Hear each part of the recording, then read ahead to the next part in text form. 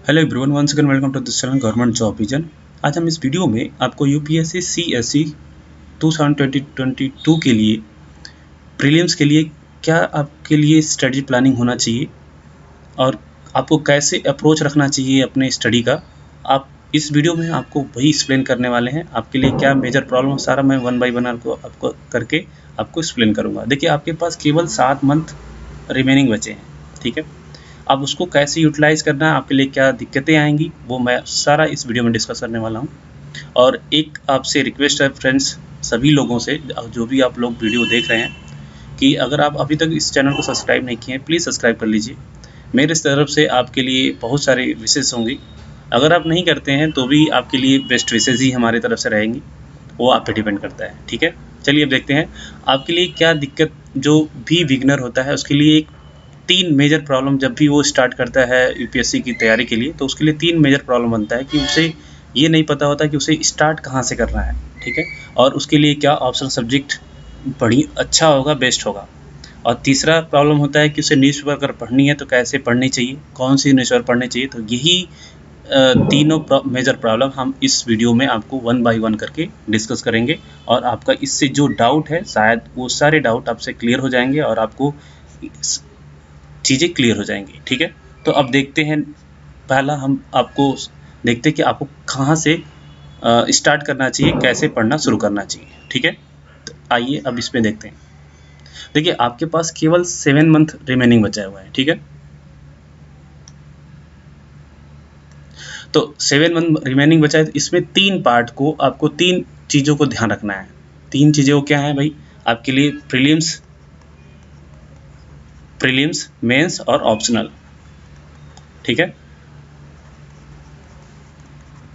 Optional, देखिए, अब ऐसा तो है नहीं कि आप ओनली प्रीलिम्स की तैयारी करेंगे, मेंस जब आपका प्रीलिम्स क्वालिफाई हो जाएगा तो तब उसको इसकी तैयारी और इसकी तैयारी करेंगे।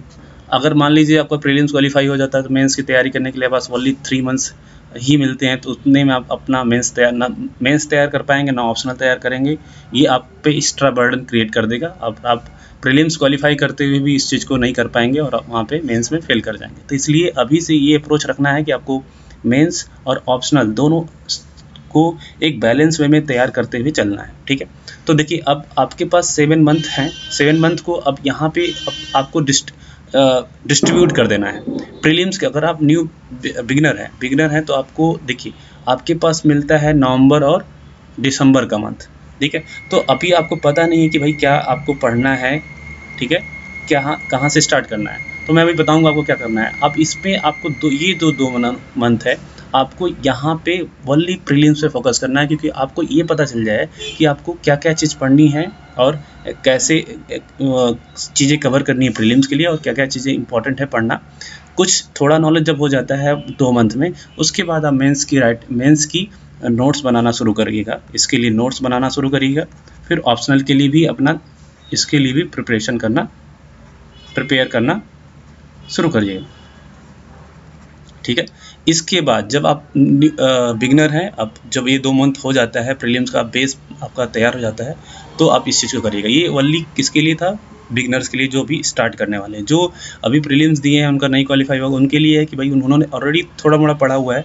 आपको यहाँ से अब आपको, अगर आप प्रीलिम्स अगेन देने वाले हैं, तो आपको प्रीलिम्स के साथ, मतलब स्टैटिक पोर्शन के साथ साथ मेंस की भी तैयारी अभी से करना शुरू कर देना चाहिए। मेंस की तैयारी इन द सेंस कि आपको नोट्स अच्छी तरह से बनाना शुरू कर देना है और ऑप्शनल को रिवाइज करना शुरू करना है। जैसे इसका मतलब आपको ये हो गया कि आपको तीनों चीज़ एक साथ लेके चलना है। मतलब आपने ऑलरेडी प्रीलिम्स पढ़ रखा है, तो वाली यहाँ पे रिवीजन करना है, रिवाइज करते रहना है, और यहाँ पे आपको करंट अफेयर्स को लिंक करके नोट्स बनाते चलना है। और ऑप्शनल भी साथ में आपको 2 मंथ्स में आप इसको नवंबर और दिसंबर में ये अपना प्लान करके इसको ऑप्शनल को कंप्लीट करने की कोशिश करना है। जब एक बार आपका ऑप्शनल कंप्लीट हो जाएगा, जब ये ऑप्शनल आपका एक बार कंप्लीट हो जाएगा, तो जो आपके पास बर्डन क्रिएट करता है मेंस में, ये आपको क्रिएट नहीं करेगा, क्योंकि ये ऑलरेडी तैयार होता है। बस आपको नोट्स ऑलरेडी तैयार है, रिपीट करना होता है, आपको रिवाइज करना होता है। तो वही मेंस का जो भी आपके पास बर्डन रहेगा, मेंस का रहेगा, ठीक है। तो ये हो गया। अब हम चलते हैं नेक्स्ट, आपको कहाँ से शुरू करना चाहिए, ठीक है। देखिए, कहाँ से शुरू करें पढ़ाई? पहले ही भाई अगर आप बिगिनर हैं तो आपके लिए एनसीईआरटी बुक बहुत ज़रूरी पड़ जाता है कि एनसीईआरटी बुक परचेज़ करिए 6 टू 12th। किसकी करनी चाहिए मैं वो भी एक्सप्लेन करूँगा। देखिए, ज़रूरी नहीं है कि सारे एनसीईआरटी बुक 6 टू 12th ही पढ़िए। कहीं-कहीं ज़रूरत पड़ती है कि हम 10th टू 12th ही चल जाता है, कहीं-कहीं 6 टू 12th ज़रूरी पड़ता है। तो मैं आपको सारा इसमें बता दूँगा एनसीईआरटी बुक कौन-कौन सी 6 टू 12th पढ़ना चाहिए, कौन-कौन 10th टू 12th काफ़ी है। देखिए, अब पहला आता है हिस्ट्री। हिस्ट्री के लिए सारा एनसीईआरटी पढ़ना बहुत ज़रूरी है। अगर सारी एनसीईआरटी नहीं पढ़ रहे हैं तो अगर आपको सारे एनसीईआरटी नहीं पढ़ना है तो उसके लिए एक बेस्ट ऑप्शन है कि आप एक तमिलनाडु की एनसीईआरटी आती है, तमिलनाडु की एनसीईआरटी आती है जिसको 2 पार्ट में वो डिवाइडेड है। ये 2 पार्ट में मतलब कि आपको पार्ट 1 पार्ट 2। पार्ट 1 में एंशिएंट और मेडाइवल दे रखा है, पार्ट 2 में आपका मॉडर्न हिस्ट्री दे रखा है। ठीक है, तो पार्ट 1 पार्ट 2 आपने पढ़ लिया तो आपके पास नॉलेज हो गया इसके बारे हिस्ट्री के बारे में, जिससे आपको अगर स्टैटिक बुक भी पढ़ते हैं तो आपको समझ में आएगा और आराम से इसको समझ के नोट्स बना सकते हैं। ठीक है, तो ये अगर आपका हो जाता है तो आप नेक्स्ट इकोनॉमिक्स की तरफ चलिए। इकोनॉमिक्स के लिए सबसे ज़्यादा इंपॉर्टेंट होता है 11th एंड 12th की एनसीईआरटी। देखिए, 11th में एक basic NCERT development of economics होता है, वो पढ़ना बहुत ज़रूरी है। 12th में 2 पार्ट सेक्शन डिवाइडेड है, माइक्रो एंड मैक्रो, तो वो दोनों भी आराम से पढ़ लेंगे। अगर आपको इसमें दिक्कत होता है तो मैं नेक्स्ट वीडियो में सेपरेट इकोनॉमिक्स का वीडियो बनाऊंगा जिसमें सारा एक्सप्लेन करूंगा कि इसमें 11th में क्या पढ़ना है, 12th में आपको क्या पढ़ना है और उसे कैसे आप पढ़ने का अप्रोच रखना है। मैं नेक्स्ट वीडियो में इसको एक्सप्लेन कर दूंगा, आप मुझे कमेंट बॉक्स में रिकमेंड कर दीजिएगा। पॉलिटी के लिए एनसीईआरटी कोई ज़रूरत नहीं है। आप एम लक्ष्मीकांत अगर पढ़ रहे हैं, पढ़ना शुरू करेंगे तो समझ में आएगा। नहीं समझ में आता है तो 1-2 वीडियो कहीं से यूट्यूब से आप उसको सर्च करके देख लेते हैं, थोड़ा सा बेसिक नॉलेज होगा। आप जब पढ़ना शुरू करेंगे समझ में आना शुरू हो जाएगा। जियोग्राफी के लिए आप एनसीईआरटी 6 टू 12th पढ़ सकते हैं। ये इसके लिए आप पढ़ना ज़रूरी हो जाए क्योंकि मैथ्स कुछ होते हैं, मैथ्स और कुछ बेसिक नॉलेज होते हैं जो अगर आपका बैकग्राउंड नहीं है तो यहाँ से क्लियर हो जाएगा। ठीक है, तो ये हो गया आपका एनसीईआरटी। और साइंस के लिए कोई 11th की एनसीईआरटी का उठा सकते हैं या कोई साइंस के लिए, बेसिक साइंस के लिए तो आपका कोई भी मार्केट में बुक अवेलेबल होता है, मिल जाता है। और आर्ट एंड कल्चर के लिए 11th की एनसीईआरटी आती है। 11th की एनसीईआरटी वो बहुत इंपॉर्टेंट है। अगर वो आप पढ़ ले रहे हैं एनसीईआरटी, ठीक है, वो अगर आपने पढ़ लिया तो समझिए आपका पूरा आर्ट एंड कल्चर कवर हो जाएगा। ठीक है, अगर नहीं, यहाँ से आप नहीं करना चाहते हैं तो उसके लिए विजन का शॉर्ट नोट्स रहता है, आप अगर वो मिल जाता है आपको तो वहाँ से भी पढ़ सकते हैं। अगर नहीं है आपको मिला तो मैं आपको डिस्क्रिप्शन बॉक्स में उसका शॉर्ट नोट्स विजन का प्रोवाइड कर दूँगा, वहाँ से आप डाउनलोड करके पढ़ सकते हैं। वो भी बहुत अच्छा होता है, लेकिन कि वो तब आपको काम करेगा जब आप उसे मतलब बहुत ही संक्षिप्त में पढ़ना चाहते हैं, जल्दी पढ़ना चाहते हैं, लेकिन आपके पास टाइम है तो आर्ट एंड कल्चर के लिए 11th की एनसीईआरटी भी पढ़ सकते हैं। या आर्ट एंड कल्चर के लिए स्पेसिफिक एक बुक है नितिन सिंघानिया का, काफ़ी मोटी बुक है, उसको अगर आप पढ़ना है अच्छे से, आपके पास टाइम है तो उसको भी नितिन सिंघानिया भी पढ़ सकते हैं। ठीक है, अब आते हैं स्टैटिक बुक की तरफ। स्टैटिक बुक में आपको भाई देखिए, यहाँ पे आपको पहले जो स्टार्ट करना है वो आपको करना है पॉलिटी। ठीक है, पॉलिटी वो भी कौन सी, एम लक्ष्मीकांत की पॉलिटी आती है, वो आप पढ़िए पहले। इसको पढ़ने में आपको 1 मंथ लग जाएगा, अगर आप सही डेडिकेटली पढ़ रहे हैं तो 1 मंथ आपका लग जाएगा। उसके बाद आप चलिए आप हिस्ट्री पे। हिस्ट्री में मॉडर्न हिस्ट्री अगर आपको पढ़ना है तो स्पेक्ट्रम भी पढ़ सकते हैं, बिपिन चंद्रा। मुझे अच्छा लगता है स्पेक्ट्रम, कि स्पेक्ट्रम में बड़ा ही टॉपिक वाइज और सेपरेट करके दे रखा है, सारा चीज़ समझ में भी आता है अच्छे से, लैंग्वेज इसकी अच्छी है, तो स्पेक्ट्रम आप पढ़ सकते हैं यहाँ पे। ठीक है, और एंशिएंट एंड मिडाइवल के लिए मैंने बताया तमिलनाडु एनसीईआरटी अगर आपने पढ़ लिया एक बार तो इनफ हो जाता है, क्योंकि जो एंशिएंट एंड मिडाइवल पार्ट है वनली प्रीलिम्स तक ही आता है, मेंस में नहीं आता है। ठीक है, उसके बाद आप चलिए यहाँ पे इकोनॉमिक सेक्शन पर। इकोनॉमिक सेक्शन आपको अच्छे से, अगर आपका इकोनॉमिक बैकग्राउंड नहीं है तो आपको इकोनॉमिक्स जो सेक्शन है बहुत अच्छे से करना है, इसको टाइम भी देना है और कई सोर्स आपको यहाँ पे ज़रूरत पड़ सकती हैं। एक तो आपको एनसीईआरटी पढ़नी है, मैंने यहाँ पे एनसीईआरटी आपको ऑलरेडी बता रखा है कि एनसीईआरटी कौन सी पढ़नी है, 11th-12th की एनसीईआरटी, अगर ज़रूरत पड़े 10th की भी एनसीईआरटी पढ़िए। उसके बाद कुछ चीज़ें आपको क्लियर नहीं होंगी स्टैटिक बुक जब आप पढ़ेंगे तो आपको क्या करना है, यूट्यूब पे जाना है, यूट्यूब पर मृणाल पटेल सर की वीडियो सर्च करेंगे इकोनॉमिक्स के लिए, वहाँ पे बहुत सारी आपको 80 लेक्चर मिल जाएगा उनका, वहाँ पे 80 लेक्चर मिल जाएगा। तो 1 बाय 1 करके बेसिक स्टार्टिंग के कुछ लेक्चर उनका देखिए, कम से कम 10 से 15 लेक्चर उनका देखिएगा, तो बेसिक जो नॉलेज होता है इकोनॉमिक्स का वो आपका बिल्डअप हो जाएगा। जब आप NCERT पढ़ेंगे तो वो आपको पूरा हेल्प कर देगा कि आप अब स्टैटिक बुक आराम से पढ़ सकते हैं, उसको समझ सकते हैं, उसके टर्म को समझ सकते हैं, ठीक है।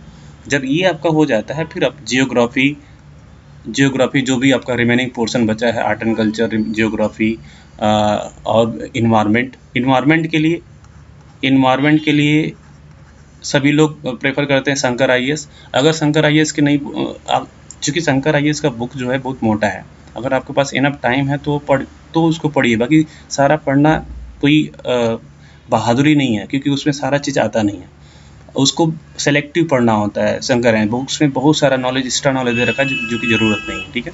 तो शंकर IAS अगर आप उसको एक हेल्पिंग बुक की तरफ रख सकते हैं, लेकिन उसके लिए एक शॉर्ट नोट्स आती है राव करके, कि उसकी संक्षिप्त में वो मतलब उसको बहुत ही कंसाइज में बना रखा है उन्होंने, इन्वायरमेंट का नोट्स, तो उसको आप रीड कर सकते हैं, ठीक है।